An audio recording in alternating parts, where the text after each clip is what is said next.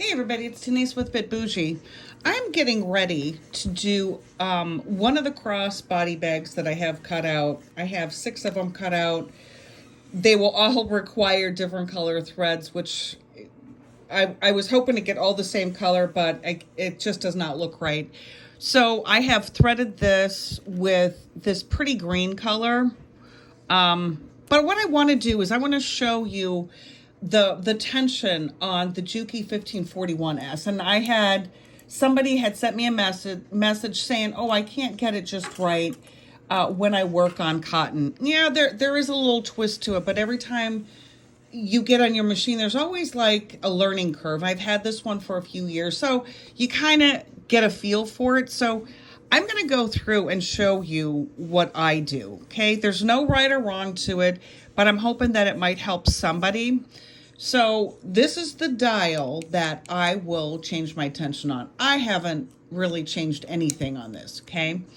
So I had just done another quilt, and it took the cotton a little bit more together, which I wanted. I wanted that puffy look because that's going to be on the outside or on the inside, the other bag. This particular bag, this will be the exterior, okay? So I am gonna just run a little piece at the top to see how my tension is. When you do a swatch, you wanna do it on the material that you're actually using, not on something that is irrelevant to what you have in front of you. Because let's think about that. That doesn't even make any sense. You want to do a test run on something that you are actually going to be working on, okay? So I know what this is going to do at this moment because I just did it on another fabric, very similar to this with the fleece batting, okay? So what I'm going to do is I'm going to take my dial and I'm going to turn it. I'm going to turn it twice, okay? So that's going to be pretty loose. I am going to run it just at the top because I always give myself a little bit more to play with when I cut my bags out, okay? So we are going to take this and look at it and see how it pulls. And it does not pull. It's a very nice stitch. I'm going to bring you in just a little bit closer. Now, see, that's a pretty stitch. That's the top. Now, I want it to be a little bit on the loose side. I don't want it to gather it up. How's the back look? Back looks good. And that's the top. So I'm going to go with this one, and I am just going to quilt this whole thing, and then I'm going to steam it, and then I do my cutting on how I'm going to make my bag, okay? So you can just hang with me for the rest of the time. Just to let you know that I am a big fan of leather needles. I have a diamond needle in here. I use organ needles in all my machines, and this is a size 20. My thread is a size 70. I do not use anything less than a size 70 on any of my bags. If anything, I jump up and go to, I'll use 100. I will go up to, gosh, what do I have? A 130 something, 128. That's all text. So I'm just gonna quilt. That's all I'm gonna do. Now it'll lay nice and flat. I won't have to worry about any puckering.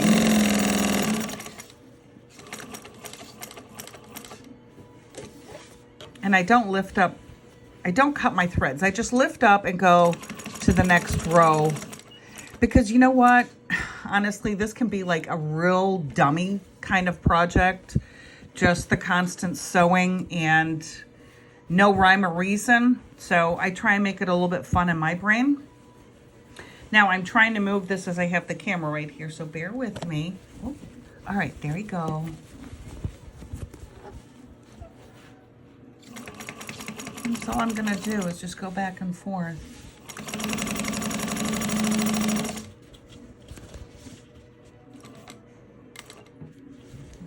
Keep your needle down. If you're like moving this, you don't want to have this go back and forth. So I use my foot to control where my needle's going to be. I don't have a needle positioner. I know that was somebody that had questioned that too, if it was a good idea to get a needle positioner. I don't use that stuff. I'm old school.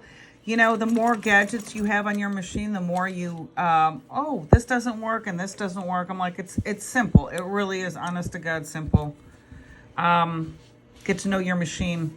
So turning this dial twice does really make this look pretty. I'm gonna need to steam just a little bit, but it's gonna look nice. I'm happy with this. I'm glad that the other one that I did is puffier, and I will show you that one. That one is going onto another bag, onto one of my waxed totes that I sell so many of. It's a shoulder bag, but it's my waxed fabric. It's my color. And I just wanted to bougie it up a little bit and put a quilt on the inside because I just thought it was kind of fun to do something a little different. And like I said, I cut afterwards. I do all my preliminary, anything on the outside, front or back of the bag, I will do that. And then I will go back and cut to size. I'm going to go a little bit farther because it's real hard to turn with the camera that I have in front of me. But I want to make sure that you all get a close enough view to what I'm doing. And see, even if on the end you go a little bit too far and you swing back with 1 or 2 stitches, you're not going to see that because I am actually going to cut that.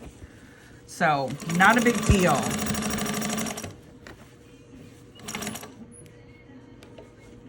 And then I just wind up folding my project back and forth until I get all my little crisscrosses done. Let me go out just a hair. You can see. See, it lays it nice and flat. There's no puffiness like a quilt would be. So I just have to remember I'm going to turn that back 2 dials the other way because that's how I have my tension for my leather, for my canvas, for my cotton, for anything that I do, I have it on the same tension.